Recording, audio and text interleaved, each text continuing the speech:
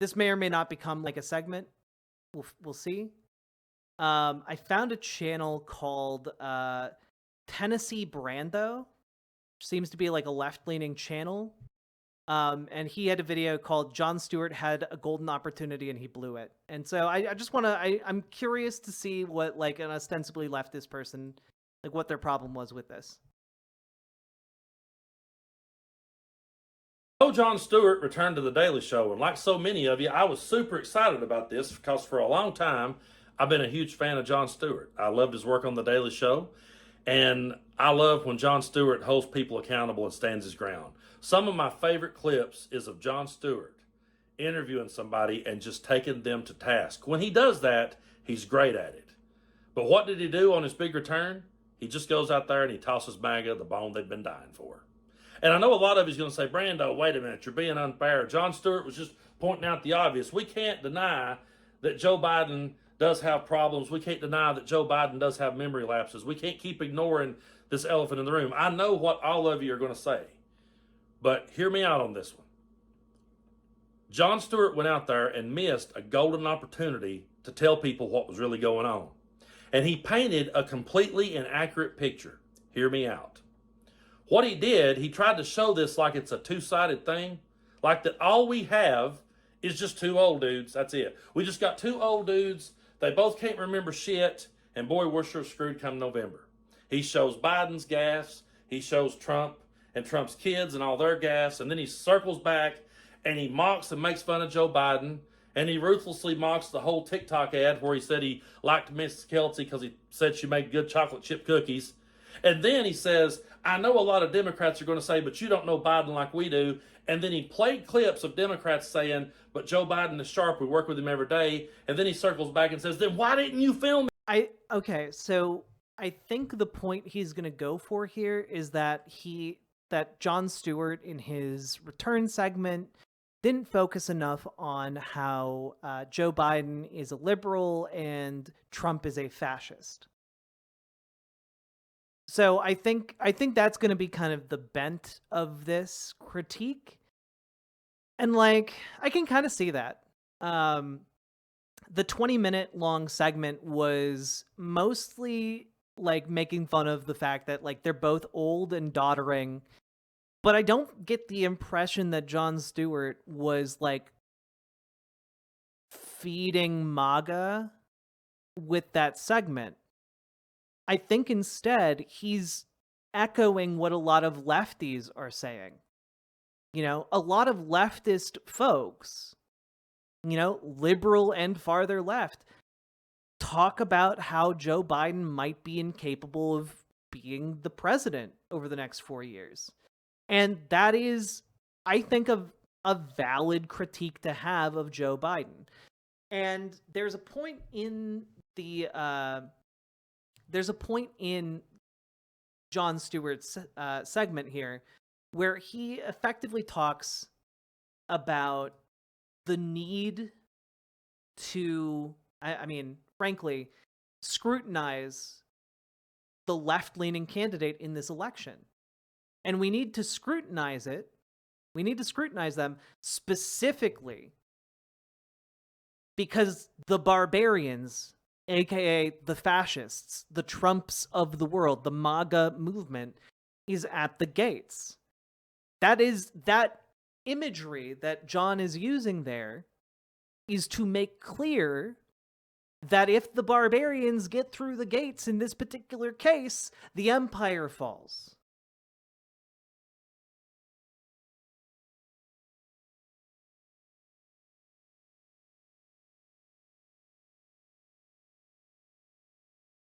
It? Why didn't you film him being sharp? And my question to Jon Stewart would be, why didn't you use this golden opportunity to point out the obvious instead of playing it safe? I feel like he just answered his own question. It's a golden opportunity to point out the obvious. Like that, pointing out the obvious isn't a very funny joke. And he is a comedian. And trying to spin this like the only thing we have is two old men that can't remember shit. That's not the case. I also disagree with this portrayal of Jon Stewart's segment. I think Jon Stewart was specifically responding to left-leaning claims of Joe Biden's inability to cogitate. What we have is Joe Biden, who in his term has accomplished a lot, and no one will ever give him the credit for it. They won't talk about it. Not even Democrats and liberals will talk about it. Jon Stewart had a chance to say, okay, yeah, we got two. But wait, but like that's exactly Jon Stewart's point. The point is mainstream left-leaning news is all about how Joe Biden is like the most intellectually fit and physically fit president we've ever had. Like that's like the mainstream reporting on Joe Biden. So what Jon Stewart's doing in his segment is pointing out that is deeply at odds with where the general public tends to see Joe Biden.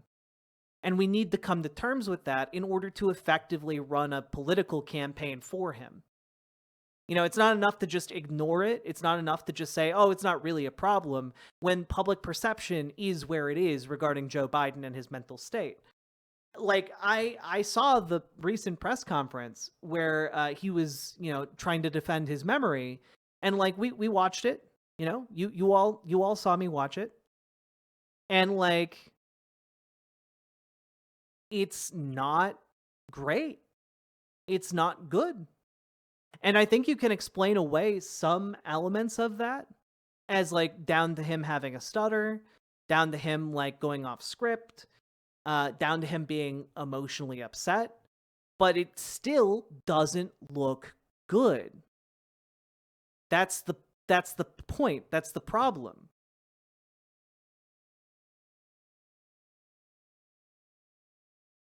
Like, my Ukrainian, my job is to pay attention to media narratives in the political space.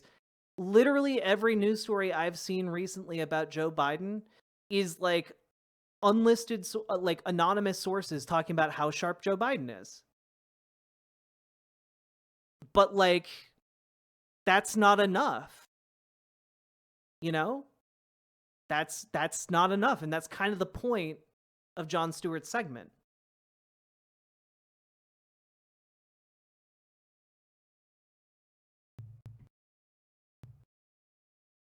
And like, it's not what I've seen at all. I mean, I'm just telling you what I've seen.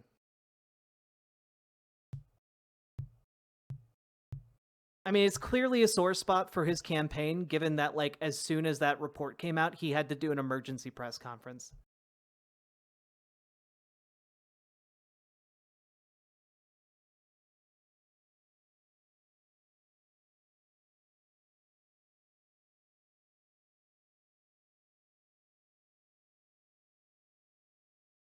Two elderly men.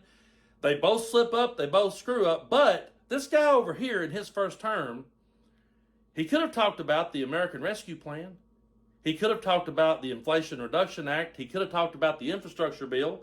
He could have talked about the CHIPS Act. He could have talked about all the jobs that's been created. He could have talked about how insulin. Yeah, I mean, he could have also personally gotten down and done fellatio on, like, Joe Biden, but he didn't do that. Because that's not what his comedy has ever been about. Costs are at an all-time low. He could have talked about how health insurance is more affordable than ever. I have health insurance for the first time in a long time. I'm finally getting things done. He could have talked about that, but instead he just made it like Joe Biden can't remember shit and he's just running against a guy who can't remember shit, instead of pointing out what Donald Trump has done and what he intends to do. I think it's worse to pretend we don't see it, because that just feels like more gaslighting, and we get enough of that from Trump. Let people talk about and then add why he's still better for Trump. Yeah, exactly, Amber. I feel like Jon Stewart did that in his segment. He talked about like one of the biggest problems when it comes to getting people convinced to vote for Joe Biden, which I've been having these conversations. One of the biggest problems when it comes to convincing people to vote for Joe Biden is that a lot of people are concerned about his age and his mental sharpness. That is a common problem people see with him as a candidate. And that's, I think, a fair concern to have to address, considering he's one of the oldest presidents in U.S. history. And he's running for a second term. Now,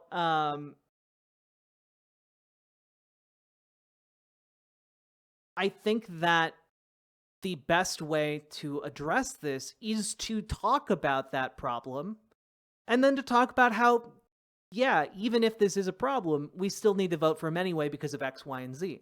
Because Trump is a fascist. Because Trump is talking about suspending the Constitution, etc., etc., etc.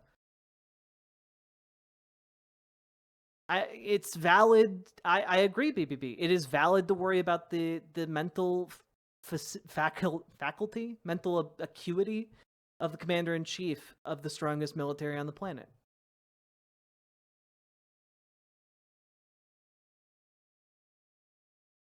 So, like, I think that is a fair critique, especially if, like, it's his first show back. Like, yeah, he's gonna talk about their ages. Because it's also funny to contrast that with the fact that Jon Stewart is now a decade older than when he was last hosting The Daily Show. It's a funny parallel to address, you know? And I imagine as time goes on, he'll have other criticisms or have other positive things to say that make that as time goes on. But like, he's got 20 minutes to do his first show, you know? I don't think it's I think it's strange to expect a comedian known for his cutting political comedy, making fun of neolibs and conservatives to play patty cake and give an entire, like, and here's why you should vote for Joe Biden on, like, the day he comes back. I just, this seems like an unreasonable expectation to have. Yeah, exactly. Let Jon Stewart cook. Let him be back for like a few weeks, okay? Pointed out that this guy has 4 indictments. He has 91 charges. He's been found liable of sexual abuse. He could have pointed out he's been found guilty of fraud. He could have pointed out that he tried to overturn an election, install fake electors into an election that he knew he lost. He could have talked about how he incited a riot on our nation's capital. He could have talked about how that he says he wants to be a dictator on day one. If we'll just let him be dictator for a day. Well, that's the other thing trains in bullshit is, like, The Daily Show is a daily show. It's a current events show, right? And currently, a lot of people are talking about that press conference. That's like one of the biggest things on people's minds right now when it comes to one of the presidential candidates. So it's not like really that strange that it would be discussed. He'll fix all of our problems. And not like the American Rescue Plan, something that was signed into law like multiple years ago. Problems. He could have talked about how Trump wants to terminate the Constitution whenever he sees fit. He could have talked about how he would like to negotiate a third term. He could have talked about how he says he'll just let Russia do whatever the hell they wanted. And he could have talked about the fact that Donald Trump is sitting over here telling the Republican Party, don't do nothing to fix the border crisis because I want to run on that in November. I want to do that. He could have took that moment to show us that, hey, yeah, we do have 2 elderly men. And yes, sometimes they forget. But we got one elderly man who's accomplished this versus a complete train wreck that is coming straight for American democracy. That is the chance that Jon Stewart had, and that is the chance that he went out on national... Oh, was the interview also part of the same show? I watched them as, like, all separate clips, so I didn't know if these were, like, from the same show or if, like, he did a new show this week. Like, yeah, like the interview he did with the editor-in-chief of The Economist, I believe, was also really good. And he talked about, like, I mean, I think my criticism of him in that segment was that he let this lady talk about the lovely triumphs of like old school liberalism too long. But I mean, yeah, he talked about the threat Trump poses in that part of the segment, you know? He did talk about some of this. So I think that this is an incomplete critique, I guess. Television and blew right straight out of his ass. That's what happened. And I know a lot of people's going to say, but now wait a minute, Brando, you're being unfair to Jon Stewart. He was just pointing out the obvious. And, you know, we don't worship Biden the way that they worship Trump. Trust me, I get all that. I get all that. And I will sit here all day long and I will own Joe Biden's mistakes. I don't agree with him on everything. And yes, he's had moments. He has. He's 81 years old. I have those same moments. Yeah, but that's the point that John was making. I mean, honestly, a lot of this video just seems like Jon Stewart didn't talk about what I wanted him to talk about. But I think that trying to portray this as like Jon Stewart messing up and blowing this opportunity as if like this is going to be the only show that Jon Stewart does is really strange to me. And I'm 43. This is about the third take on this video because I forgot what I wanted to say, or I went back and listened to it and went, shit, I should have pointed that out. Why can't we all come down off of our high horses for a minute? How many people do you work with? Go down to the factory. How many people forgets what the hell's going on in that place? Okay, but that's, you understand how that's not a good argument for the president of the fucking United States, right? Like, it's one thing if, like, a guy at the factory messes up. Like, worst case scenario, a couple people could die. If the president of the United States messes up, tens of thousands of people can die. Hundreds of thousands, millions of people can die.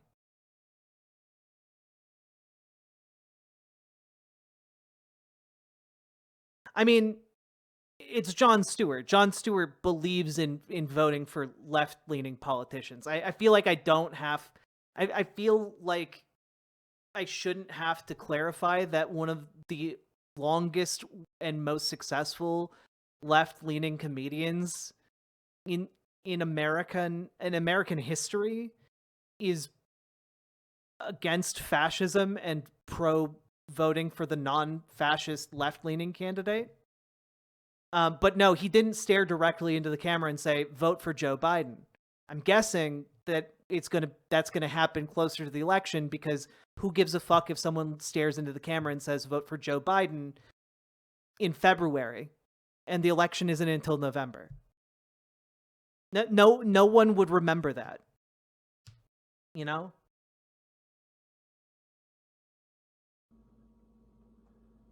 We have two elderly men. Yes, Jon Stewart, we do. We have two elderly men.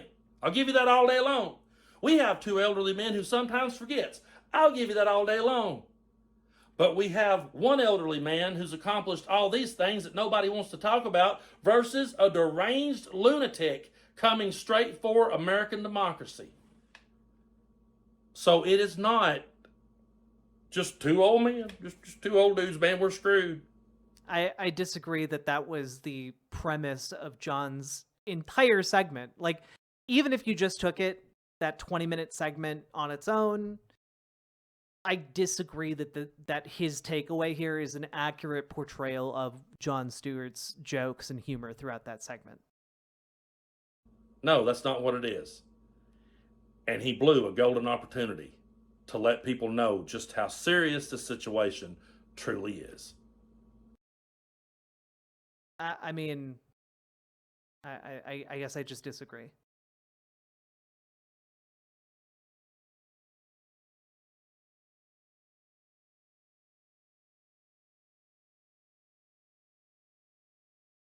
I mean, just to play another small clip here.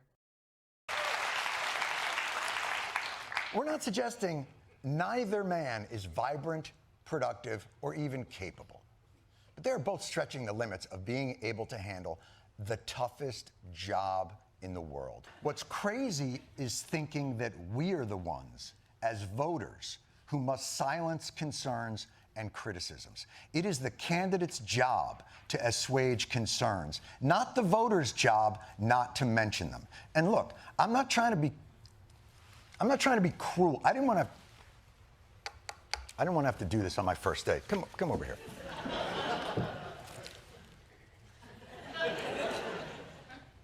Look at me. Look what time hath wrought. I mean, like it. I think this is a fine bit, right? And it's a fine bit. I just like I don't understand like the absolute like wild amount of like pushback pointing out, hey, he's old and maybe that's a problem.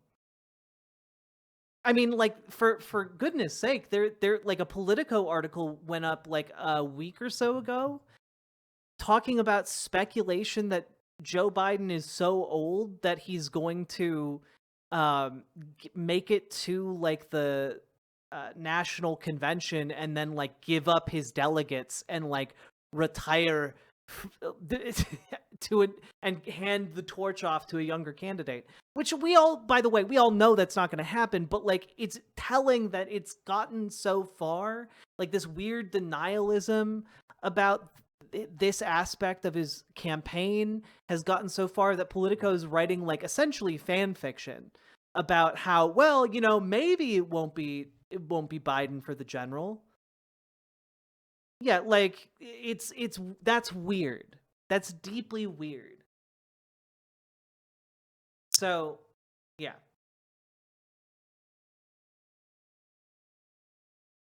I mean, the issue is I'm not saying that like Politico has that correct. What I'm trying to say is that the fact that Politico is writing like these fan fiction scenarios of like where Joe Biden, you know, internally recognizes that he's too old to be president again and has a secret plan to become not president and like hand off his candidacy to another younger Democrat. This is indicative of like a deeper problem that is not fully articulated by Politico, but is articulated by the existence of that piece.